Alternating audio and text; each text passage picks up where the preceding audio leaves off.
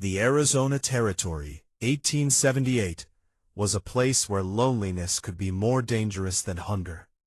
For 22-year-old Elena Carter, loneliness had become a way of life. She lived on a dry ranch with her father, Thomas Carter, a hard and bitter man who had never forgiven Elena for surviving the illness that had taken her mother years earlier. Her mother had been the only person who ever protected her. After her death, Elena became little more than a servant inside her own home. Every morning before sunrise, Elena woke to light the stove. She carried water.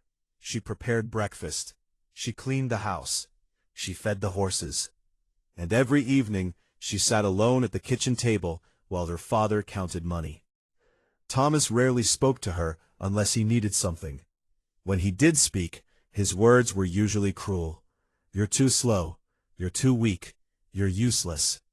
Elena had learned not to answer. She had also learned not to cry where he could see her.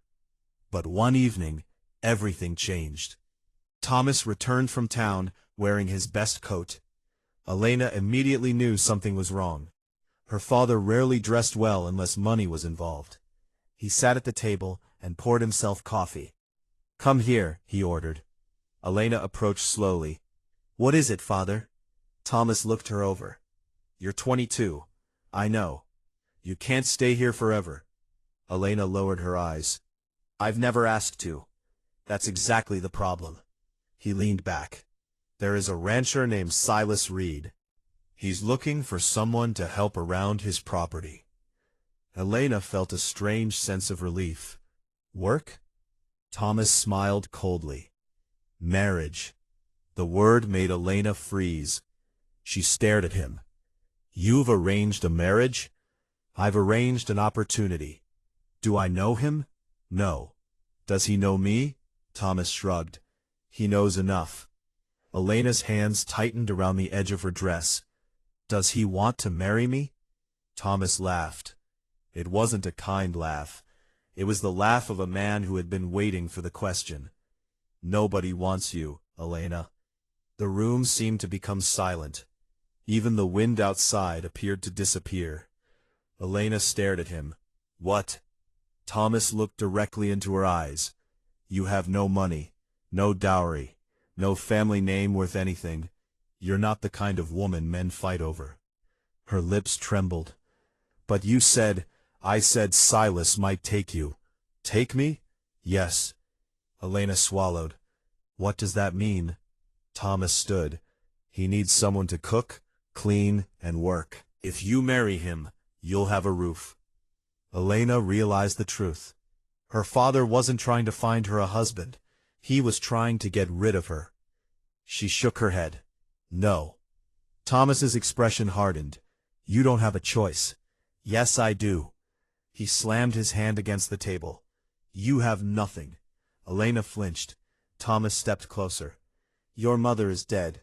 Your brothers are gone. You have no inheritance. You have no money. You have nowhere to go." Each sentence felt like another door closing. Finally, Thomas pointed toward the bedroom. "Pack your things." Elena looked at him. "I won't marry a man who only wants a servant." Thomas's eyes became cold. "Then don't." She hesitated. "What?" "You can leave." Elena stared at him. Thomas opened the front door. "Go find someone who wants you." The door remained open. The desert stretched endlessly beyond it. Elena realized that her father had just thrown her out. She went to her room. There wasn't much to take. A spare dress, a small blanket, a little food, and the silver locket her mother had given her. She placed the locket around her neck. Then she looked around the room where she had spent her entire life. For one moment, she almost stayed. Then she remembered her father's words. "Nobody wants you." Elena wiped her tears. She walked outside, and she never looked back. For several hours she walked across the open land. The sun disappeared. Cold winds swept across the desert. Elena's courage began fading. She had no idea where she was going. She only knew where she didn't want to return. By midnight, clouds covered the moon. Then rain began falling. Elena stumbled through the darkness. Her dress became soaked, her shoes filled with mud. Finally, she saw the outline of an abandoned trading post. She hurried toward it. Inside, she found shelter behind a wooden wall. She wrapped herself in her blanket. Then, she heard something. Horses. Several of them. Elena held her breath. Voices approached. Men entered the trading post. They were Apache riders. Elena's heart began pounding. She had heard stories about Apache warriors all her life. Most of them had been frightening stories, told by frightened settlers. She pressed herself against the wall. One warrior entered last. He was tall, broad-shouldered, and quiet. His long black hair was braided. His expression was serious.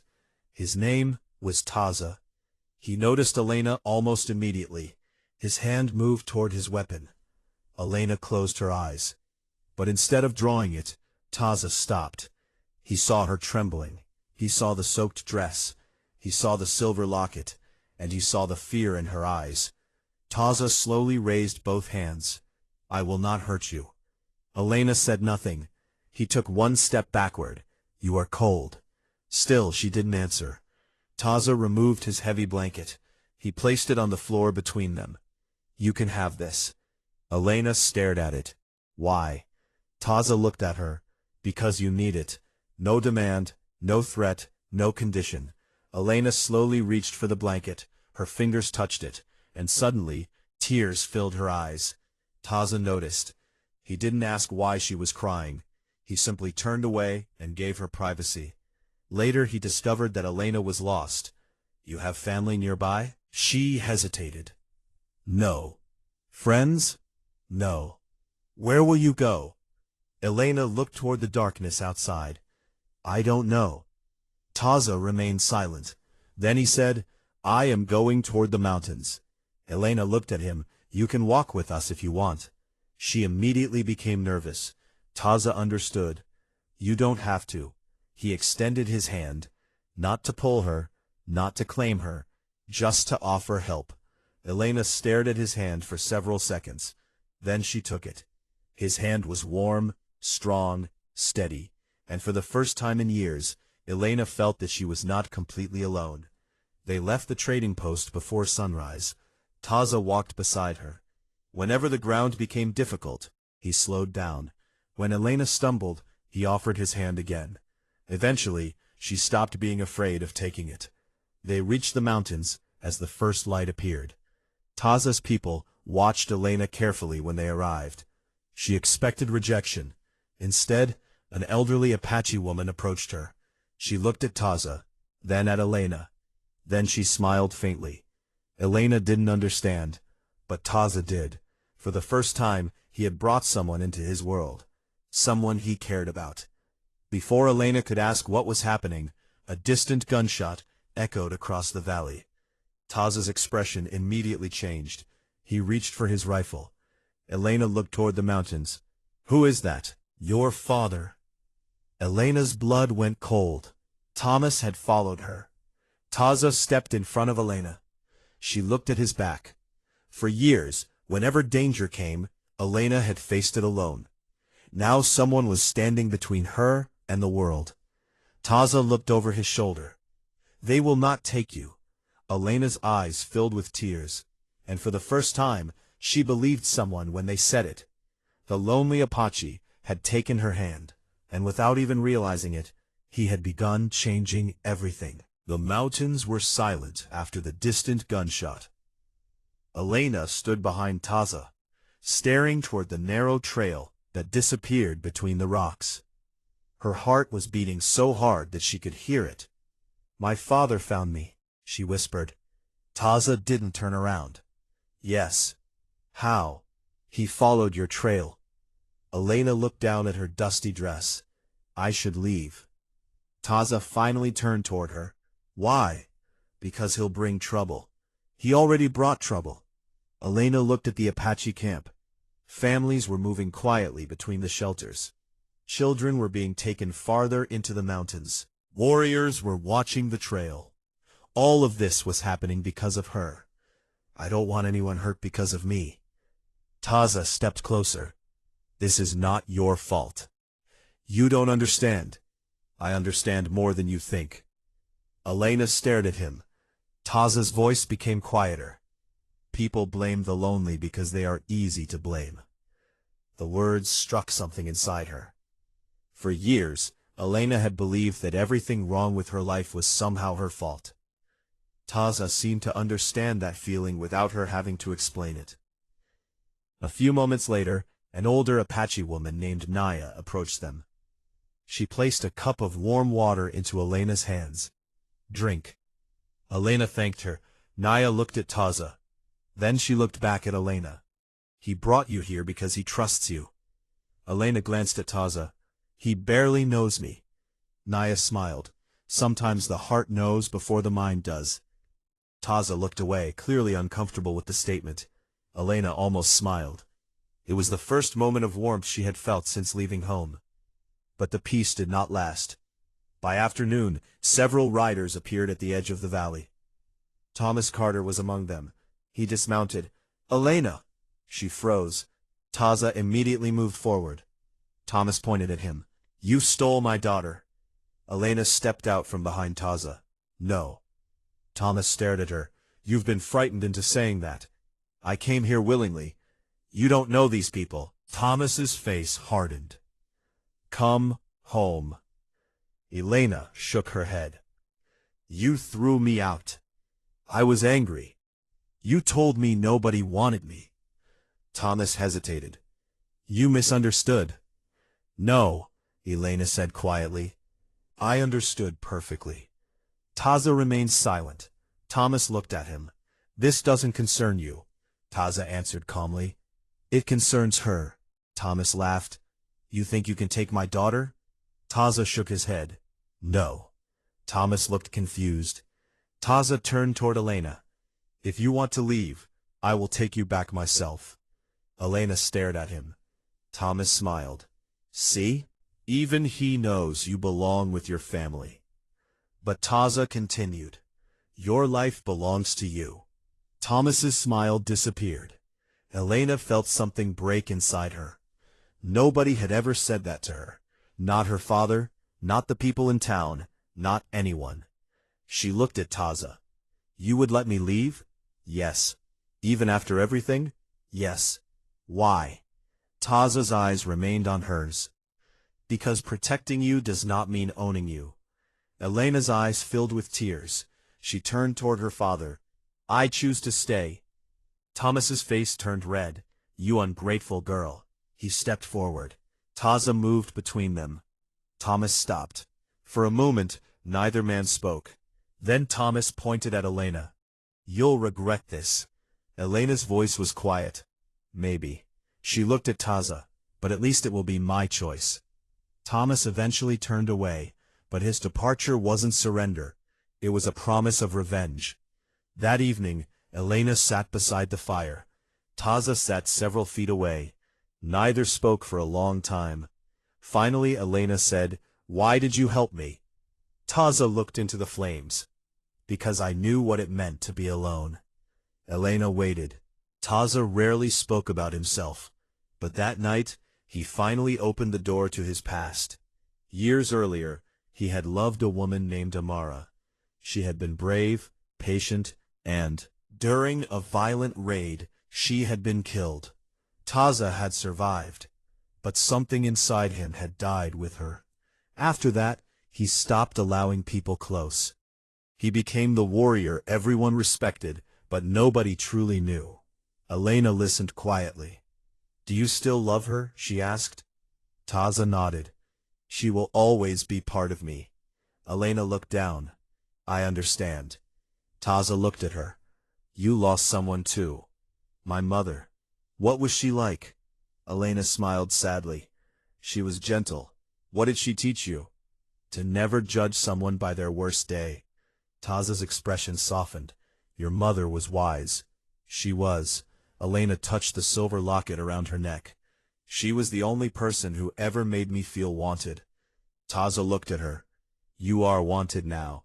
Elena's eyes immediately filled with tears. She looked away. I don't know how to believe that. You don't have to believe it today. He paused. Just stay. The simplicity of the words broke through her defenses. Elena wiped her tears. I'll stay. Days passed. Elena slowly became part of the community. She helped Naya prepare herbs. She taught some of the children simple letters. She learned to ride. And she began discovering something she had never experienced before. Peace. Taza remained close but never forced himself into her life. Sometimes they walked together. Sometimes they sat beside the fire. Sometimes they said nothing at all. But their silence became comfortable. One evening, Elena was struggling to mount a horse. Taza approached. May I help? She nodded. He placed his hand near her arm and helped her into the saddle. Elena laughed when the horse moved unexpectedly. Taza caught the reins. Easy. I think the horse hates me. Taza almost smiled. No. How do you know? Because it hasn't thrown you yet. Elena laughed. It was a genuine laugh. Taza stared at her. What? Nothing. You're staring. I haven't heard you laugh before. Her smile faded slightly. I haven't had much reason to. Taza looked at her for several seconds. Then we should find more. The words stayed with her all night. Their relationship slowly changed. Neither spoke of love. Neither needed to. It appeared in small things. Taza always made sure Elena had enough water. Elena always saved him the best piece of bread. He repaired the torn strap of her dress. She repaired the tear in his shirt. One evening, they sat beside the fire. Their hands rested on the ground between them. Their fingers touched. Elena didn't move. Neither did Taza. Eventually their hands intertwined. Elena looked at him. Taza looked back. There was no urgency, no demand, only understanding. Then a young Apache scout came running into camp. Taza immediately stood. What happened? The scout was breathing heavily. More riders are coming. How many? Too many. Elena's heart dropped. Who? The scout looked at her. Your father. Taza's expression hardened, but the scout continued. He is joined with armed men from the settlement. Elena stood. Why? The scout answered. They say they are coming to take you back. Taza looked toward the dark horizon. He knew this was no longer a simple family dispute. Thomas had turned Elena's escape into a war. Taza told Elena to leave the camp before dawn. She refused. You'll be safer somewhere else.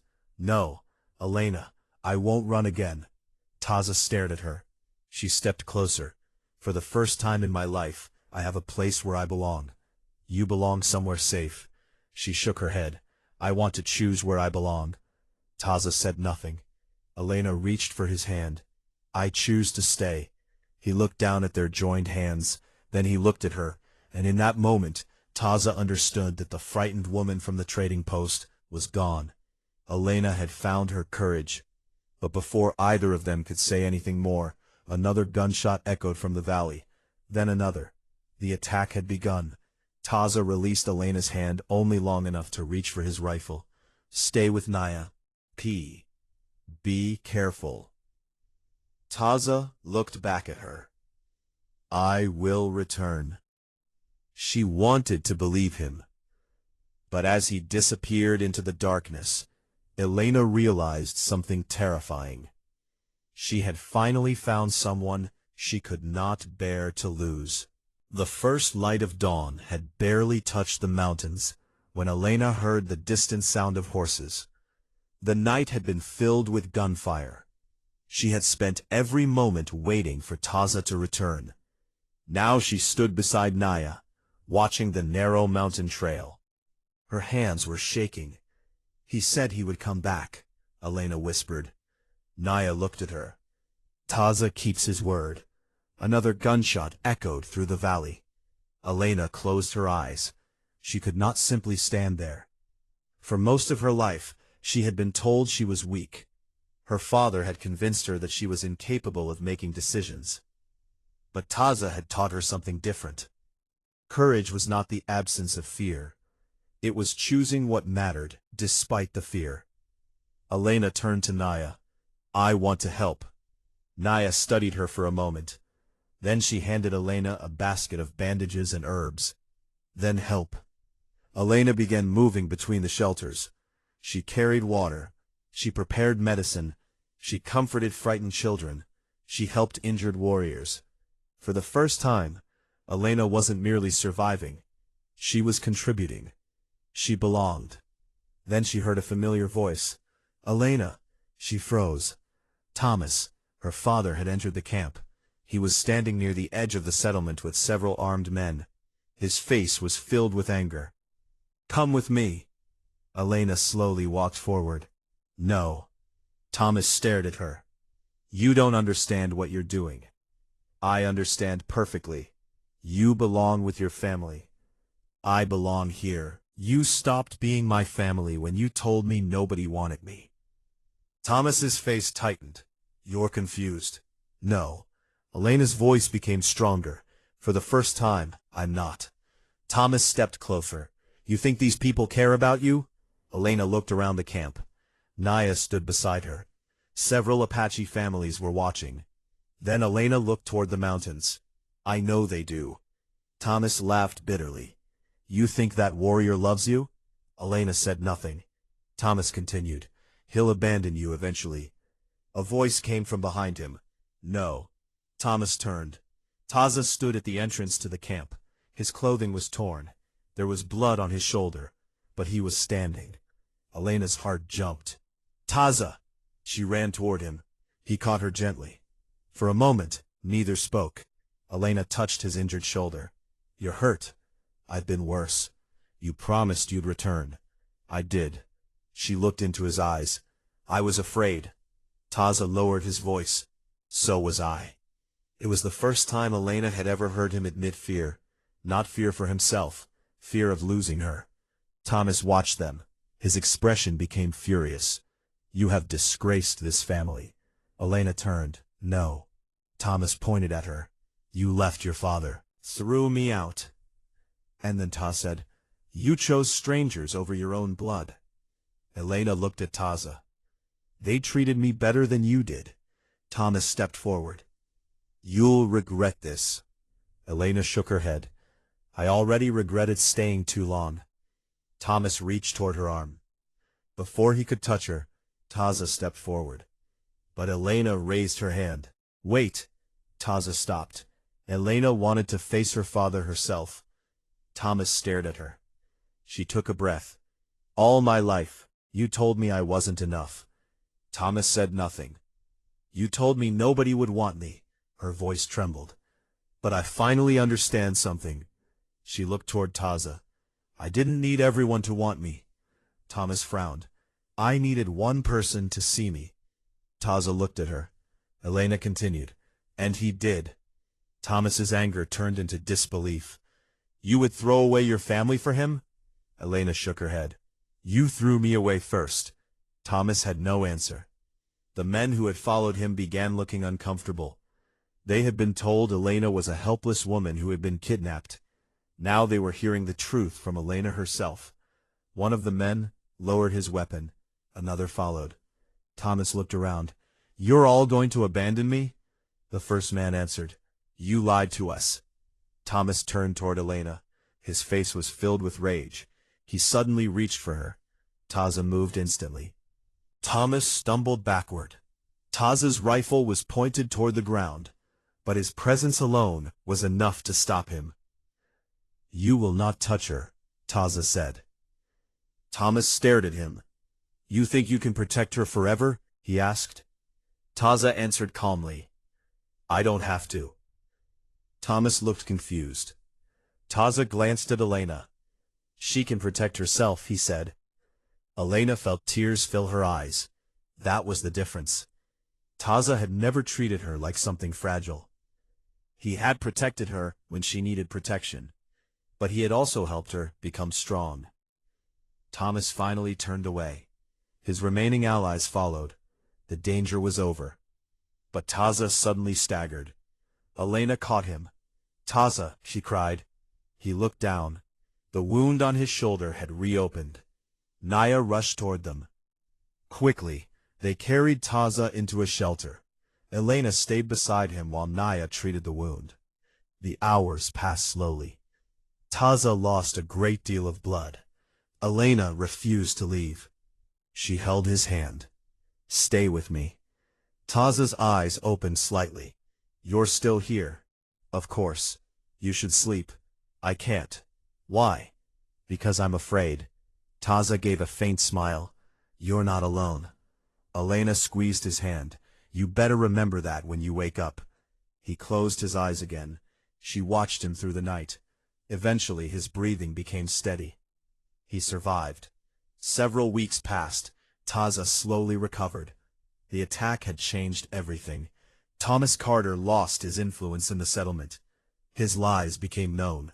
Elena never returned to him. Instead, she remained with the Apache community. She helped establish a small school for children. She taught them letters and numbers. She helped Naya with herbs. She learned more about Apache traditions. And Taza began rebuilding his own life. The lonely warrior who had once isolated himself from everyone began spending more time with the community. He smiled more. He spoke more. And whenever Elena was nearby, his eyes softened. One evening several months after the attack, Taza approached Elena. "Come with me." "Where?" "You'll see." They rode together through the mountains. Eventually, they reached the abandoned trading post, where Taza had first found her. "I remember this place." "So do I." She smiled. "You gave me your blanket. You were freezing. You gave me your hand." Taza nodded. "I didn't know if you would take it." Elena looked at him. "I almost didn't." "Why?" "Because I was afraid." "Of me?" "No." She smiled. "Of trusting anyone." Taza stepped closer. "I understand." Elena looked at the place where she had once hidden. "I was convinced that my father was right." "About what?" "That nobody wanted me." Taza's expression softened. "He was wrong. I know that now." They stood together beneath the evening sky. The wind moved gently through the grass. Taza reached into his pocket and pulled out a small carved wooden pendant. Elena looked at it. "What is this?" "I made it." She turned it over.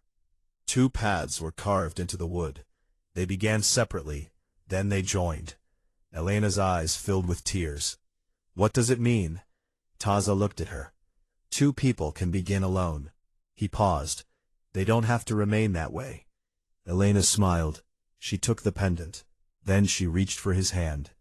Taza looked down at their joined hands. "I remember the first night," Elena whispered. "So do I." "Me? I belonged to you." "No. You didn't tell me what to do." "No. You simply offered your hand." Taza nodded. "And you chose to take it."